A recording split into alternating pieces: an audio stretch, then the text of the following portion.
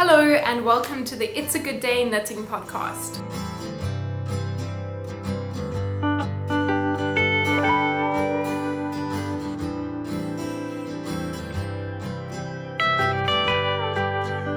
My name is Alice and I'm a South African knitter. Today I am wearing my Cumulus blouse. This is a pattern by Petite Knit and this one is knit up in 2 strands of African Expressions Hope. While I wear the sweater often and I enjoy wearing it, I do find that it's a bit of an interesting piece. If I'm wearing something smart or fancy, it can really look very nice and make the outfit look even more fancy. But if I'm wearing something a bit more slouchy, it doesn't really make the outfit look more elevated. What I think adds to that is that the shoulder raglan is quite wide, so it sort of gives a bit of a slouchy feel along the edges here instead of making my shoulders look more square. And I also don't really wear v-necks very often, so that's slightly out of my comfort zone. With all of that said, those are all very small complaints. I do often pack it on holiday because it folds up into next to nothing and it weighs nothing, so it is a nice piece to have. So since my last episode, I got completely sucked into the Make It Work March knit along. For those of you who don't know, this was a little knit along hosted by Nestled in Knits and Florence Miller. And the goal of this knit along was to take a knitted item in your wardrobe and then to do a small alteration or a fix to make it something more wearable. I extrapolated this and I applied the concept to my jewelry box, my wardrobe, everything. So I spent the week fixing up buttons, fixing up zippers, hemming things, and I even fixed a few little necklaces so that I can wear them more often. In terms of the knitted items that I altered for this knit along, it was these 2 Oslo hats. So these were both featured in my last podcast and I finally got around to doing the alterations that I planned. For both of these, they are basically the Petite Knit recipe, but they're very different to the pattern. These are both knit up in African Expressions Adore, which is an Aran weight yarn, and it is a mohair and merino blend. These both basically use up 1 skein of that yarn, so if you are wanting to try it out, this is a fun way to do it. For the amount of stitches that I cast on, I believe that all of those notes are on my Ravelry page. And then you can just follow the instructions for the Oslo hat, modifying the length of the brim as you want. The issue that I found with these hats is that because the brim was so thick and I didn't knit it as long as the original pattern, it was struggling to hold its fold well, and it would often flop forward or look quite uneven and needed a lot of adjustment throughout the day. What I decided to do is to graft the brims onto the body of the hat.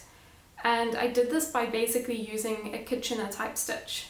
So I was quite careful to pick up the same stitches along the body of the hat, and then I chose a row that lay at the back of the brim so that it would still look like it's folded, and I grafted them together, and you'll see that that graft is basically invisible because I used the same structure as a knit stitch by doing a Kitchener type stitch.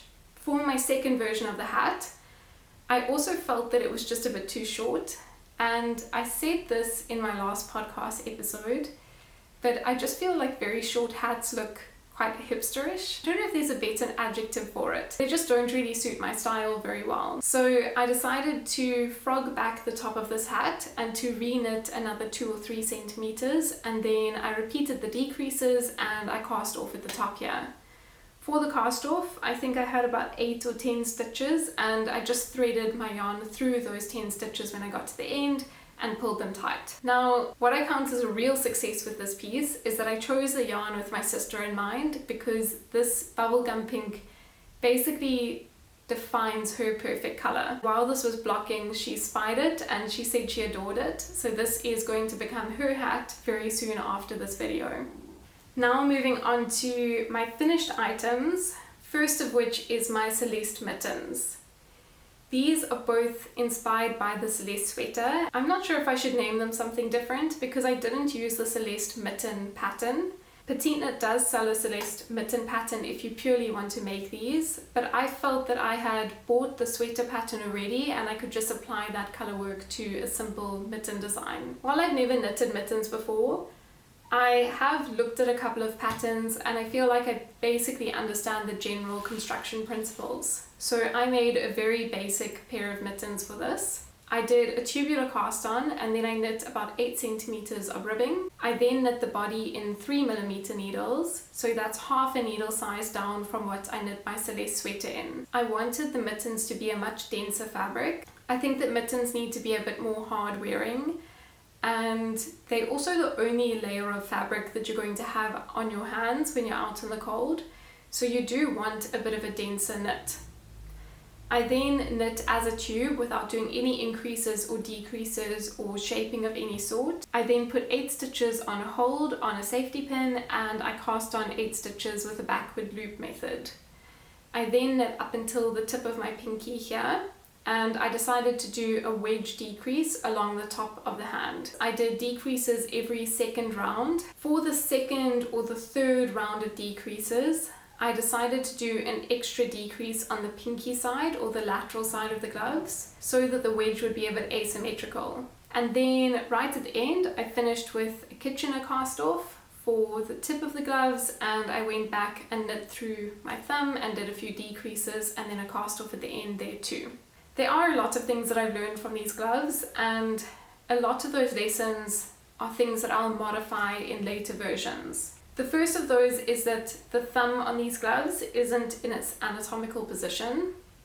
So these are very basic gloves and the thumb just sits on the front of the gloves. What this leads to is that when you wear the gloves and your thumb pulls out to the side, you get a bit of bunching and a bit of stretching on the stitches on this side. I've seen a few mitten constructions where they've got a couple of increases here so that it pushes the thumb to the side of the glove, and I think that those look like they fit a lot better. The second issue is that I didn't catch my floats at all for these mittens. So for the colour work, you change colours every 4th stitches or so you don't have particularly long floats. And that worked very well for my sweater, but I find that as I put these on, I sort of have to wiggle my fingers in so that they don't catch on the floats. The final thing with these gloves is that I completely mixed up my colour dominance. So for people who are quite new or unfamiliar to colour work, colour dominance is basically that one colour in every row is going to pop a bit more and one colour is going to recede a little bit more. This is determined by which side you hold that more dominant colour on. So I do a continental style of knitting, and when I'm doing colour work I do something called picking, where both of the strands are held on my finger and the dominant colour is meant to be held on the left side, I believe. On the left side. But as you can tell, when I was knitting these, I got a bit mixed up, and every now and then the colour that is meant to be the dominant colour recedes more into the fabric. I don't think anyone's really going to notice that on these gloves, and all in all I'm quite happy with them. I think these are something that I will wear, and I also think these little quirks and imperfections are what makes something handmade so lovely. We can also always use things that we've learned like this to improve later projects. It doesn't mean that that project doesn't hold as much value. Now, just quickly to mention the yarn for these gloves. This is made up in all of my scraps from my Celeste Sweater. So this is all 100% Australian yarn, other than this beautiful brown chocolatey yarn that is New Zealand, which is merino and possum mix. This next piece is my Seasons cardigan by Ozetta. This is made in African Expressions Harmony, which is a 100% merino yarn by African Expressions, and African Expressions Hope, which is their mohair polyamide blend. Now I'm really having to go back into my memory bank to try and remember the whole construction. I cast this on in September of 2023 and I cast this off last week. So this was on my needles for 18 months in total. Many of those months were spent in my whip pile as a languishing whip, but overall I am very happy with this piece, and I think that the pattern was super clear and easy to follow. There were a couple of reasons why this took so long. First off is that I never planned to make this piece when I bought the yarn. I'm not actually sure in hindsight why I bought the yarn, but I had it in stash and then decided to make this piece. So I didn't really know exactly how much I needed or what yardage I needed to finish the sweater, and as such it led to a lot of road bumps along the way. I think that every time I finished a ball and had to wait to go to the yarn store, this would land up being a languishing whip for a couple of months, because I would just get out of the rhythm of that half fisherman's rib, and in my head it felt like a very difficult stitch to get on top of. But as soon as I picked it up, I found that I would work through quite a lot of the sweater before putting it down again, because the stitch actually is quite easy, even though it seems complicated. This sweater construction is beautiful because you don't have to go back and add in your button band at the end. You knit your button band as you knit the cardigan. So if I'm remembering correctly, you cast on your button band, you knit through a couple of rows of it, then you go back and you pick up stitches for the half fisherman's rib. You then continue to make raglan increases for your sleeves while knitting your ribbed button band continuously with the piece. I think that it's always a little bit disheartening to get to the end of the cardigan and feel like you've done all of this work and then have to go back and try to pick up 200 or 150 stitches. It's also very difficult to get that many stitches evenly distributed. So having the button band built into the piece is a lovely design element and something that I think I'm going to look for in future cardigans. Once you finish the body, you're done, you cast off, and then all you have left is the sleeves. Once you cast off the sleeves, you're finished with the piece and you get to pick out your buttons. Speaking of buttons, I think that's quite a fun part of cardigan knitting, is that you get to look at the piece, see what the feel of the piece is, and then pick out buttons that match that piece exactly. For my buttons, I knew that I wanted something that matched the sweater in terms of color, but I was also hoping for a little bit of gold.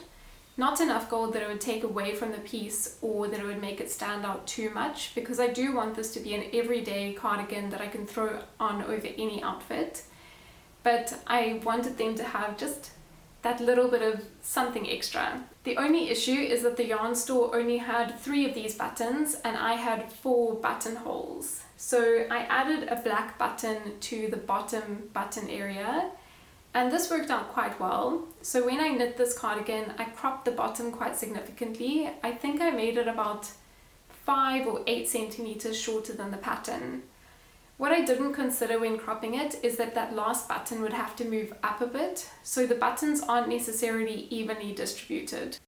When discussing the yarn for this piece, the African Expressions Hope is a tiny bit scratchy. That's completely due to the mohair. So I do find that if I'm wearing a tank top, it does get a little bit itchy on my upper arm area.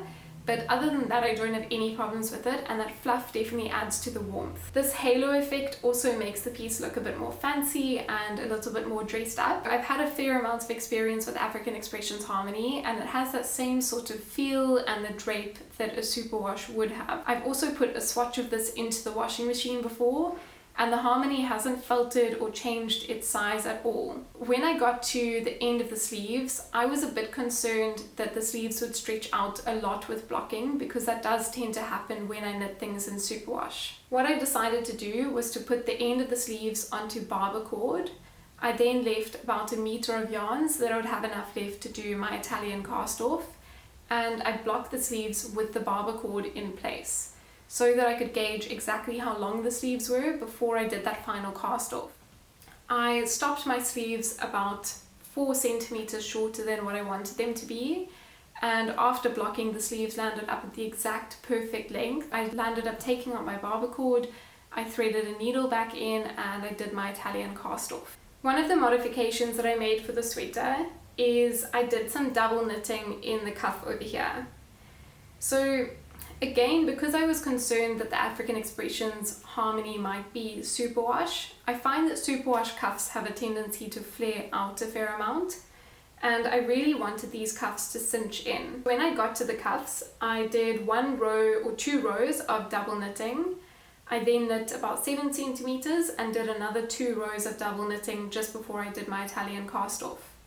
This is very similar to how Petite Knit has been doing her cuffs in things like her Ingrid sweater and her newer designs. Another nice design element of this piece is that you go directly from your half fisherman's rib into your ribbing for the cuff. which I think is just a really pretty detail, that it goes from this much wider looking rib and then just cinches in without any decreases around the cuffs. The one thing that I might consider going back and fixing on this piece is that along the button band there tends to be a bit of bowing, and I think this is because the button band is knit continuously with the piece. Often when you go back in and do a button band, you have a little bit more control about how tight the button band is, but the end stitch on this button band seems to be a bit looser, and that means that it has curve and the front of the button band can hang down a little bit. This isn't an issue when the cardigan is buttoned up, but when it's loose it can look a little bit funny, and the front two pieces definitely hang down a bit more than the body. What I think I might do is I might go in with a crochet hook and the last bits of African Expressions Harmony that I have, and I'm probably just going to do a chain of stitches along the edge of the button band to pull it up and give it a little bit more support. Moving on to whips, this is my twist loop top by Other Loops, and this is knit up in Knitting for Olive in the merino base in the colour Lavender Blue. This is a beautiful, beautiful pattern, and I'm extremely excited to have it off my needle so that I can wear it. But with that said, I do have to be a bit cautious about how much I work on it so that I don't put too much strain on my hands. This is knit up on teeny tiny 2.25mm needles, and 90% of this piece is 3x2 rib. Every now and then you've got these cable designs along the front here, and this adds a little bit more excitement while you're knitting it and helps to break up the monotony of that 3x2 rib. I am surprised that I've got this much of this piece done. I was fully expecting to only have a few centimeters done by the end of March, but I decided when I went on holiday that I would only take this piece, my 2.25mm needles, and my Knitting for Olive yarn. This meant that this was the only thing that I had to work on quite a long car trip, and I got through a fair amount of this. The problem was that I got a bit distracted on this car journey and I completely forgot to do my third cable. I got to the end of where this cable should be and realized that I should have been cabling the whole time. I contemplated for a while whether it was worth having that third cable or if I should just do the 2 cables and cast off. Eventually I decided that I really wanted the third cable, and I think that it does tie the piece together quite well. So instead of ripping back 10 rows of ribbing, I decided just to drop this section of stitches, and I did land up with a bit of a spaghetti ramen noodle sort of look in the middle here, but then I picked up the stitches in cable. The downside of this is that I have landed up with a little bit of a wonky looking cable. The stitch structure is correct, but the tension is a bit off in some areas. I think that this will be completely fixable, so my plan is to go in with a needle and to loosen up the tension of the tight stitches to even everything out before I block this piece. The other thing with this piece is that I decided for most of my cables that instead of using a cable needle, I would just pinch the stitches and do cableless cables, or cable needleless cables. So you pinch them and you switch them around on your needle by just holding the stitches and stabilizing them between your fingers. This really saves time because you aren't constantly grabbing for a cable needle, but it does take a bit more effort, especially when you're doing more complex cables like this piece. What I found is that that very last stitch of the cable ends up being quite a bit looser than the other stitches when I did the cableless cables or the cable needleless cables. But when I used a cable needle, I didn't really get that loose stitch right at the end. So in the future that might make me lean more towards using a cable needle, but again it is very convenient, and I think that this will be quite fixable with a bit of stretching out and using another needle to even out the tension before I block this piece. The last thing that I wanted to mention with camisoles is that I'm still going to finish this piece with the neckline and the armholes, and I think that the finishing is done in double knit. On my camisole number 5, I decided that I wanted the hem to look a lot more finished and a lot more polished than a simple cast off. So I initially decided to do double knitting around the bottom of my camisole 5. The issue with this was that I landed up with a very thick hem, and it made the garment very difficult to tuck into pants. It took away from a lot of the drape of the piece. So I landed up ripping back all of that double knitting, and it's a lesson that I've learned that you just want a very simple cast off at the end of your camisoles so that you can keep them very minimal and lightweight. For the yarn of this piece, I'm not going to discuss it much because I want to have a fair amount of wear of this piece before I can really say whether it's good for summer items. The reason I'm knitting this in the Knitting for Olive is because I've heard such good reviews about it being great for summer knitting, but I have thought that a couple of other items would be also wonderful in the summer, and they've landed up being very scratchy and not something that I would recommend to other people. My second work in progress at the moment is my cognac cardigan, which is knit up in Drops brushed alpaca silk in the color Bordeaux, which I thought was very fitting, cognac Bordeaux. This is a very soft fiber, and I'm quite excited to see the feel of this final piece. If you saw this in my first podcast episode, you'll notice that the gauge looks very different and the piece in general has changed quite a lot.